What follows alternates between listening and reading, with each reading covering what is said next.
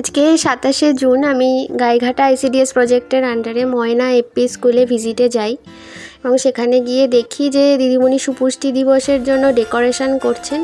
যদিও সুপুষ্টি দিবস আইসিডিএসের চতুর্থ শুক্রবারে পালন করা হয়, কিন্তু এটা ওনার অ্যাডিশনালে আছে বলে উনি আজকে করছেন।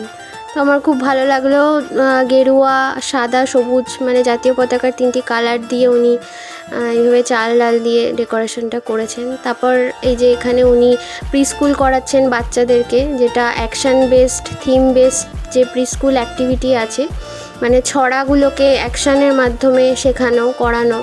তো এগুলোতে খুব বাচ্চারা রেসপন্স করে, এই ধরনের অ্যাকশান বেসডে খুব রেসপন্স করে, মানে ওরা বইপত্র নিয়ে এমনি বসে পড়া আর এটা খুব ওরা ক্যাচ করে। তো এটা আমার খুব ভালো লাগলো, দিদিমণি খুব সুন্দর করাচ্ছিলেন বাচ্চাদেরকে প্রি স্কুল অ্যাক্টিভিটিটা। তো এরপরে স্কুলের সহায়িকা দিদি উনি বাচ্চাদেরকে হাত ধুয়ে দিলেন।